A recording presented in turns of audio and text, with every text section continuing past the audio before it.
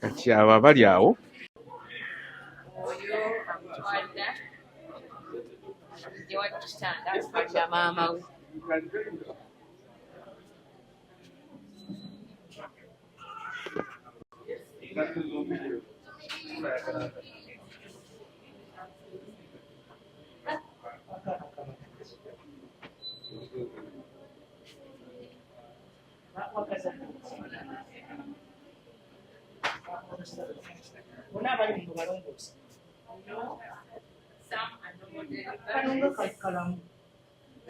This one looks normal.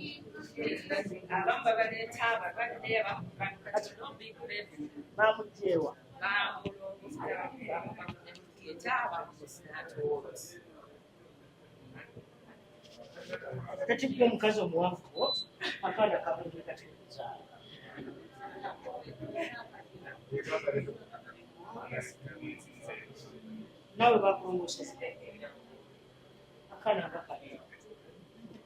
schooling.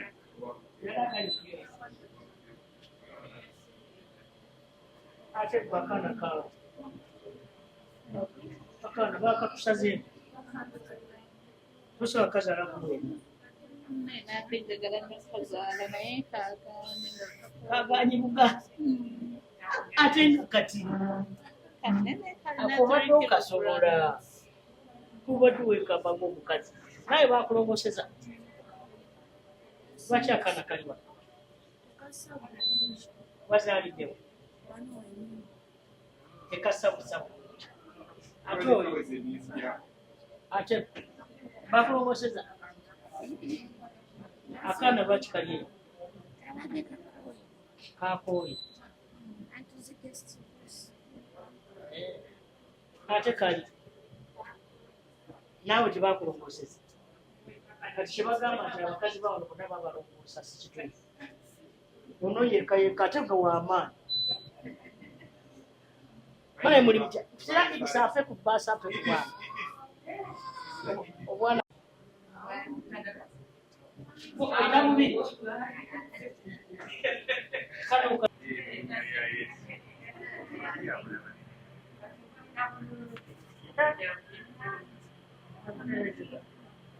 amatanga kuwa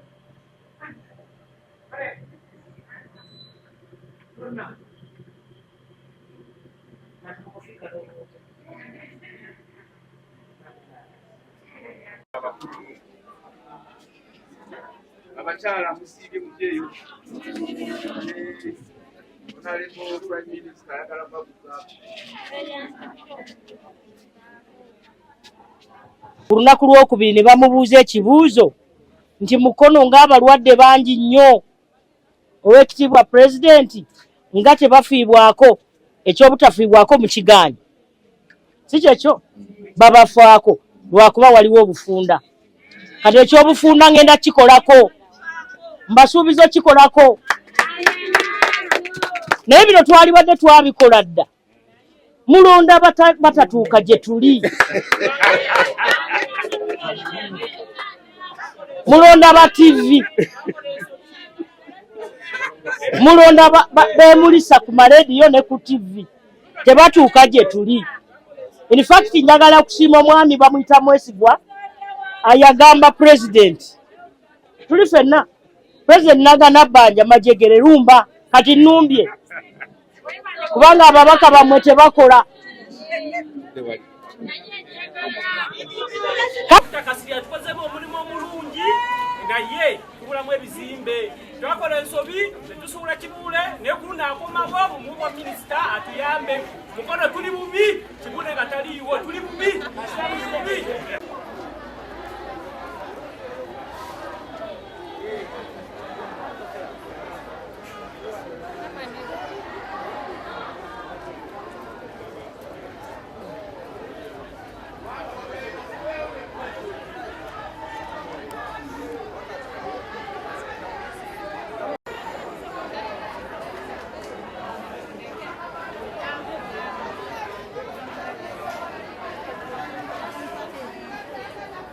Amaloboozi gaffe wansi naye buli mitinga abayingira wano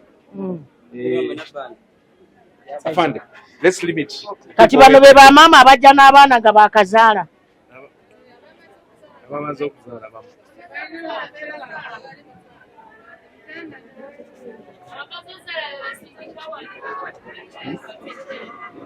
madamu wazaala ddi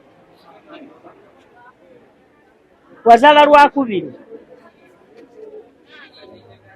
wazaala obwana bubiri kati bwonna buli awo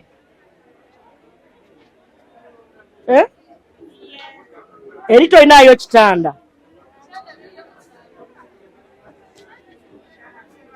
bakulongoosa idisi mwekali natero kazaala nayo kyazaalira wansi ate wali azaalira wansi nedda kakati nva mu wodi uliriza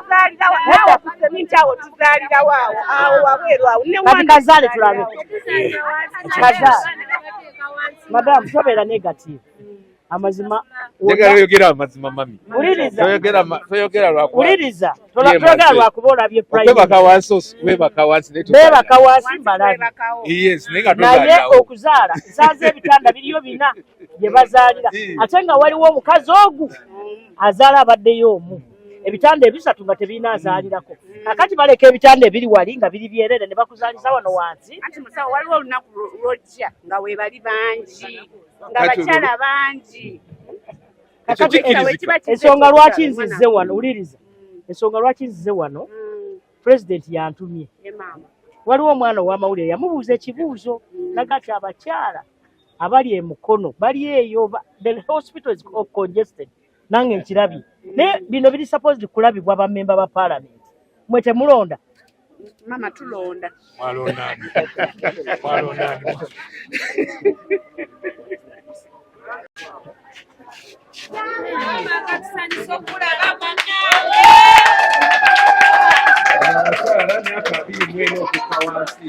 ebalinga bali eri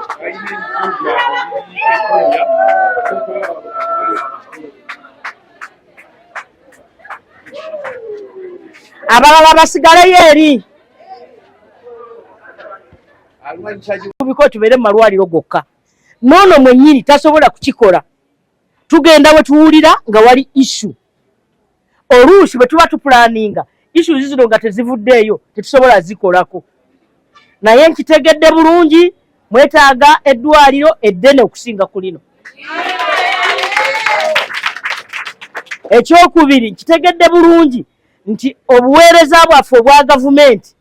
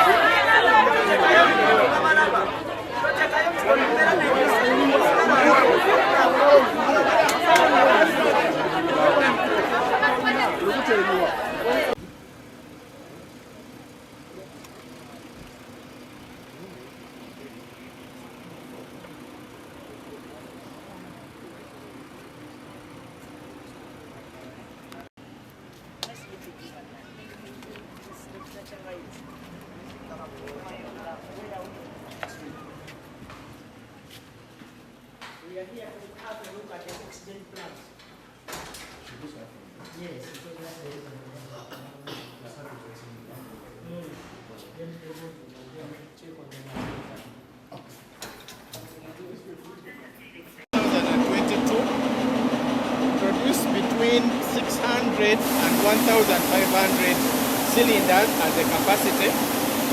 It provides us with adequate amount of oxygen for the hospital, for the region, and sometimes we give other regions if they are stuck for any other reason. We have been... We only close it for servicing, but it has not. But like any other equipment, if something breaks down, but has never stopped in any long periods as it has been alleged. Those from Kayunga know that actually our plant has that noise, that sound throughout the day, throughout the night, throughout the year, and that is the sound. So we have enough oxygen to supply the hospital, the region. Oxygen plant eye Kayunga okuva twagibaweereza 222 teyimirirangamu nedda yeweereza oxygen ebitundu byonna eby'e Kayunga wano mu Dwaliro ne region ate eyambako n'ama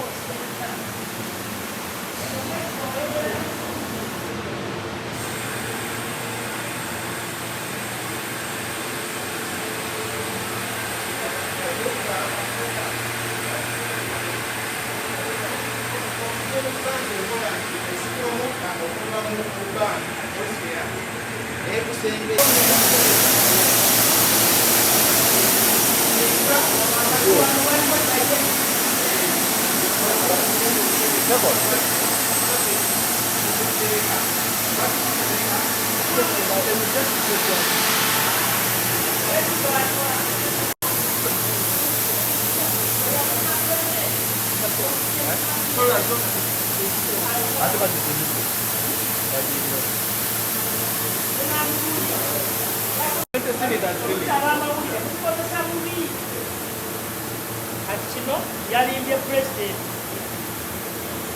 mukirabyo enkola n'eyambako ne mulago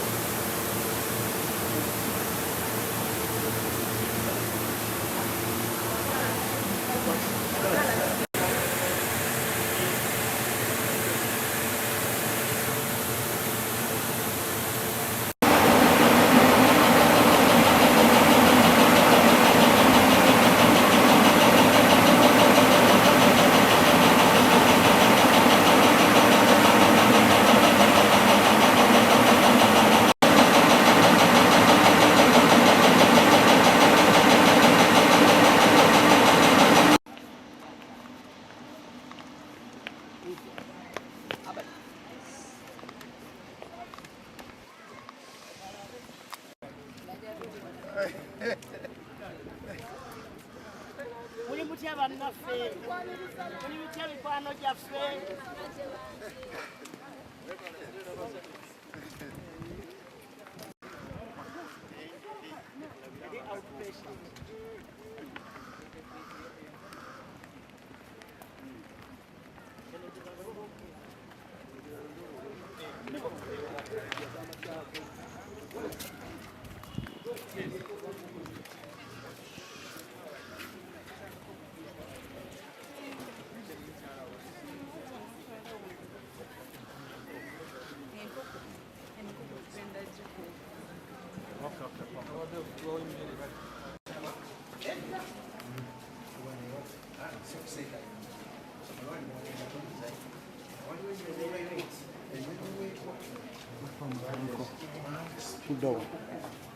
Stop them.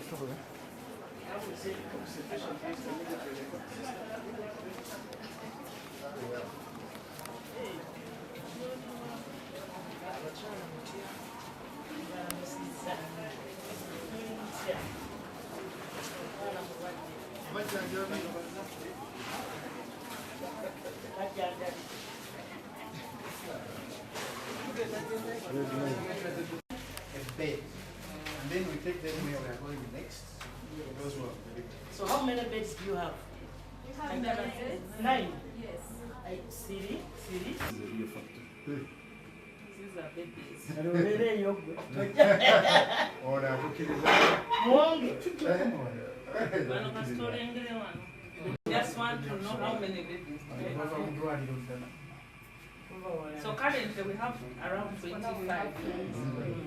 25 babies. We have prematures. President Juzi yagambye prematures bajja lwa nsonga okulya okwa maama abamaama obutafaayo kujjanjabibwa omusujja ne kubakuba ekirala kiki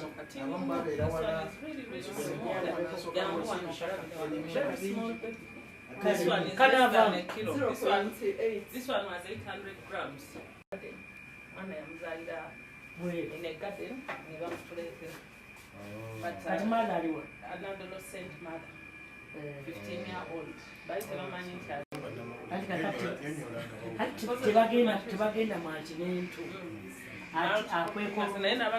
this one now. Mukono baddukayo.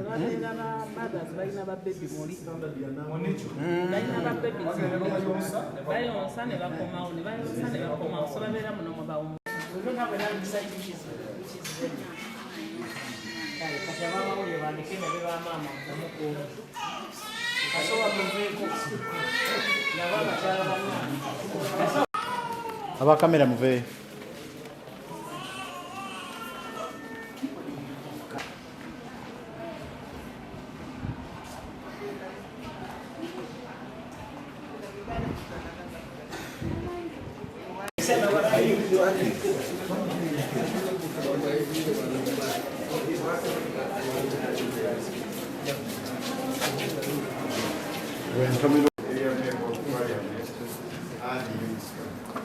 Now I want to request you that you keep it short, make your remarks short.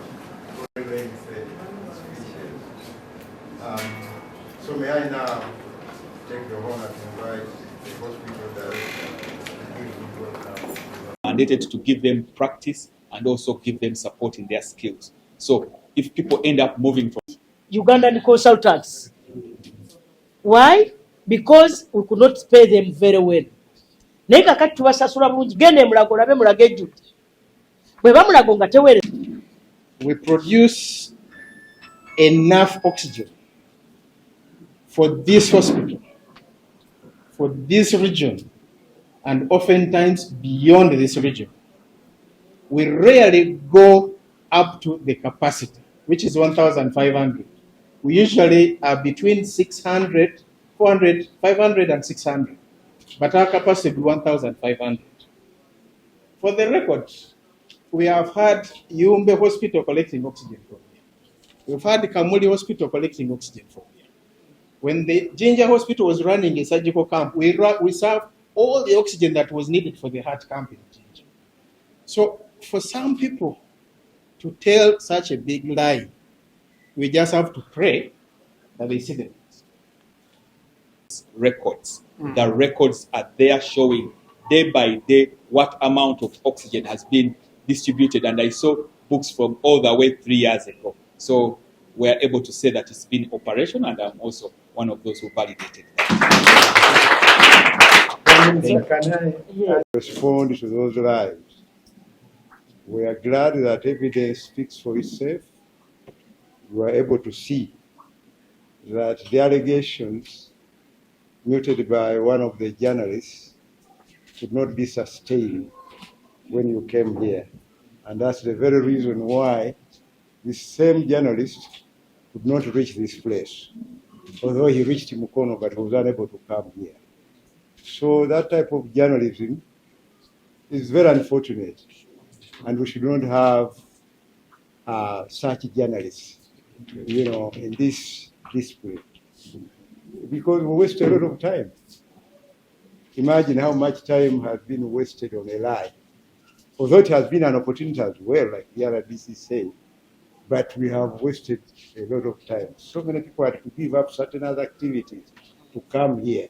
And therefore, there is a big loss, a huge opportunity cost. They had to forego certain things.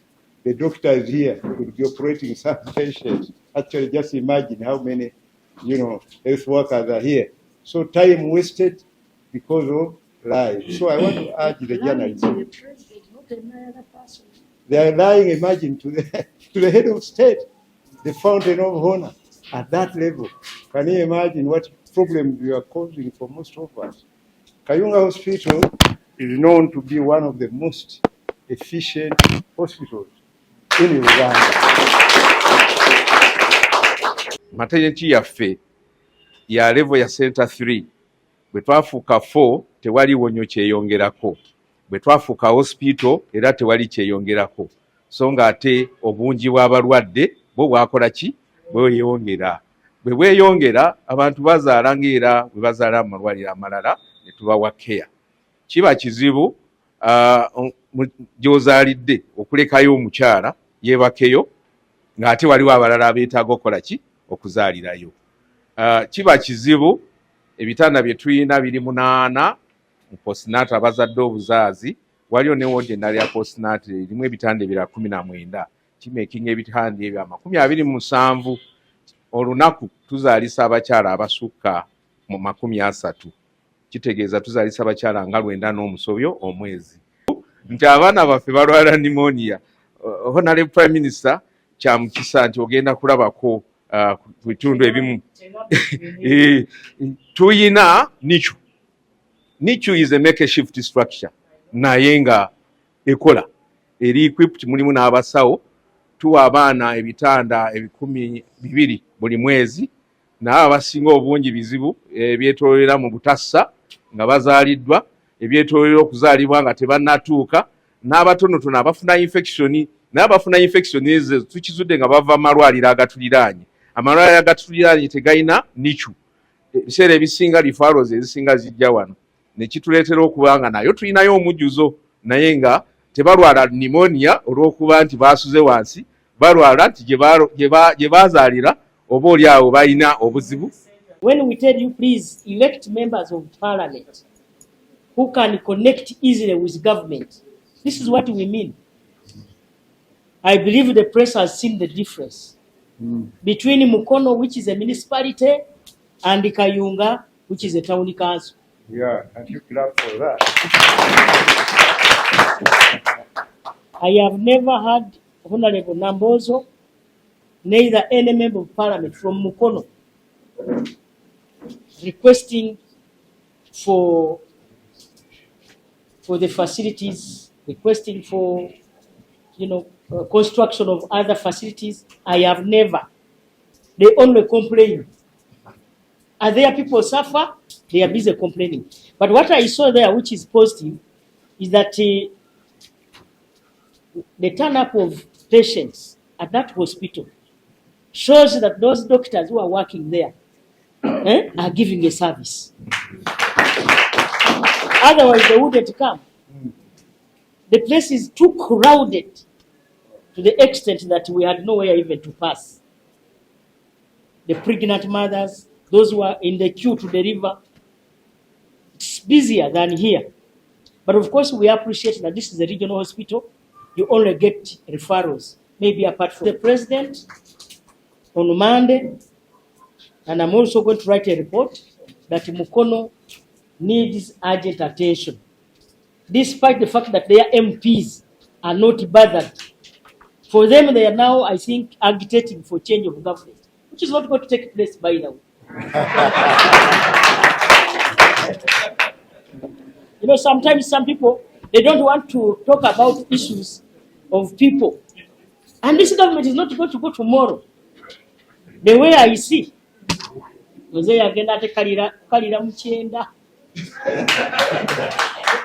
so for how long will our people in Mukono suffer? Fortunately, when they took us behind, so they have a very big area where we can expand. So I will request the president to come in as a father, despite the fact that the leaders have not brought their issues.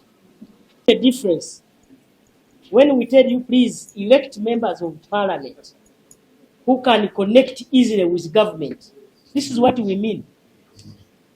I believe the press has seen the difference between Mukono, which is a municipality, and Kayunga, which is a town council.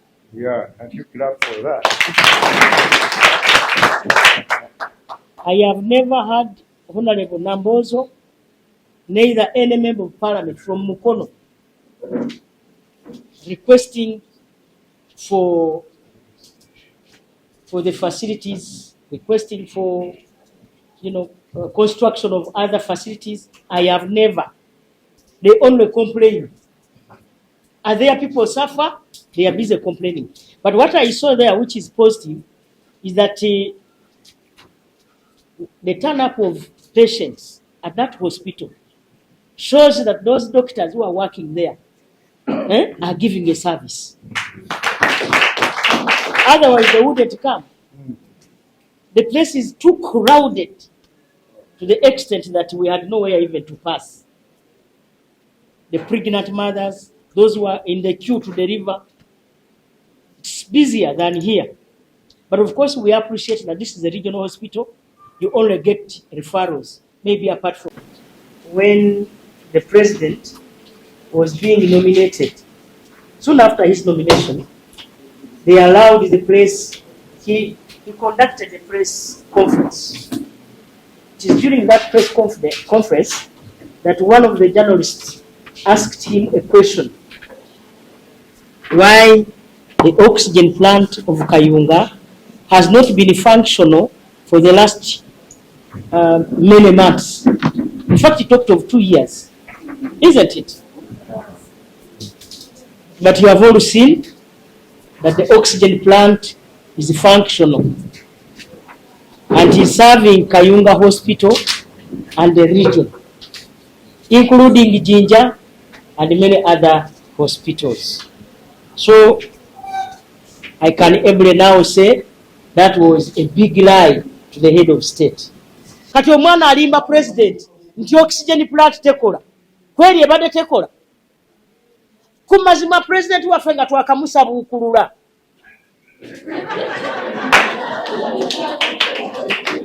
Ali wali twakamushe okusabuukulula mu kitegeera nga mupya ng'oli atandika gamba oxygen plant tekola. In fact, njagala muwulirize, njagala abapoliisi abali wano, nina komisona wa police akulira security, omwana oyo agenda akole statement. Akole statement emenyawo kye yayogera, bamuyita Mwesigwa, ali yatiddewo wano, asigadde Mukono, ajje wano akole statement, ate yeetondere president. Yeetondere banna Kayunga. Ate yeetondere ne president n'eggwanga lyonna nange mwennyini. Mpulidde obusungu era akoze bulungi n'atajja wano. Kubanga mbadde njamugamba ali ebigambo byo. Ali ebigambo. Amawulire malungi gatuwa ebintu ebituufu. Naye ate galeeta ebikyamu kitegeeza kirala.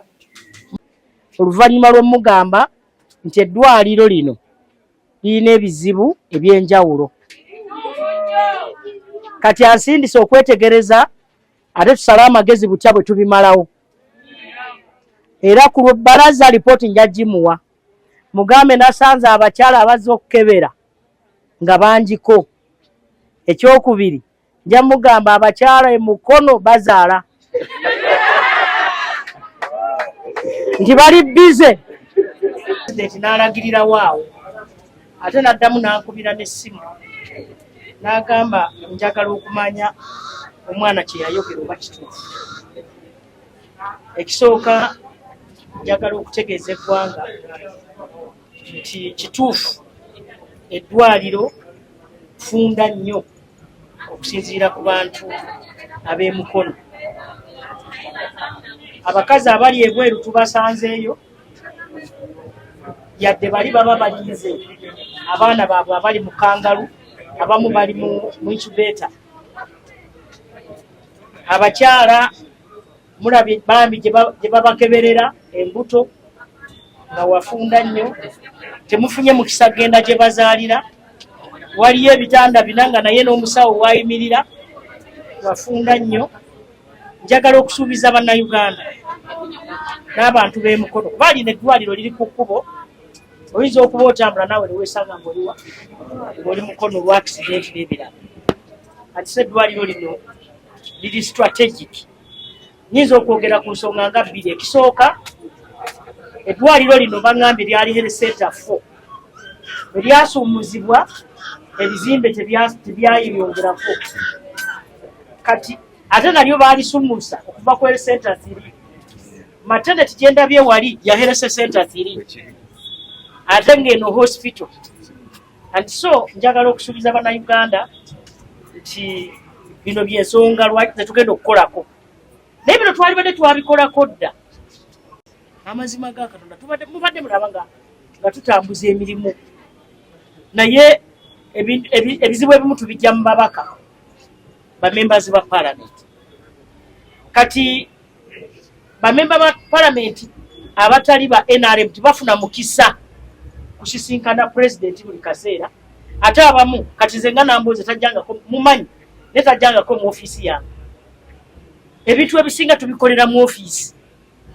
Kati bo balinda ku floor ya parliament, oluusi ogenda okudda ku floor ya parliament ng'olwedde mwategese dda nga enteekateeka ewedde. Kati ne bwaleekaana atya tuba bangi ababaka ba NRM nga tekibagasa.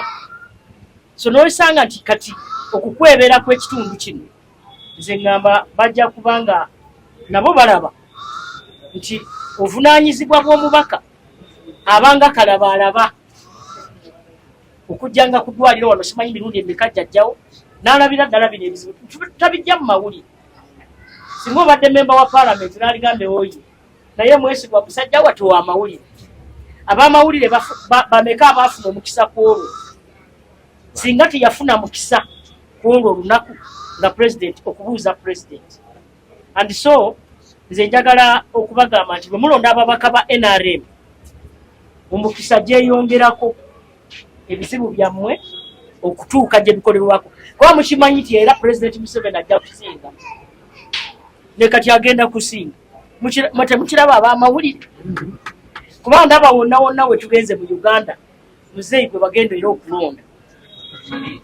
Ate nga mukitegedde President Museveni agenda kulondebwa ate ne muleeta omubaka agenda okuwakanya. Akati awo nze kangezeeko okusuubiza ate nja kulaba nti nkomawo okulondoola kuba Mukono si wala. Bwe munaaba mulonze aba NRM ku Kibuule wali Kibuule gezeeko okulaba nga tukola wano. Kubanga singa tuteekawo ekizimbe ekinene ekyegaza nga kirina floor nga 8 ng'ekyekawo wano tuba tumaze okubasooka ate nga tukisobola bulungi. Even if it means going for a loan nene tuyamba abantu bawa. Naye nammwe twagala kubayamba nga nabo beeyamba. Nga bwe tuba tuli mu caucus Prime Minister ayogera nga n'omubaka akola ki? Ayogera. Naye kakati bw'oyogera ng'oli omu nange nyina ewange nange ndi MP. So omukazi ono mukubi nakola naye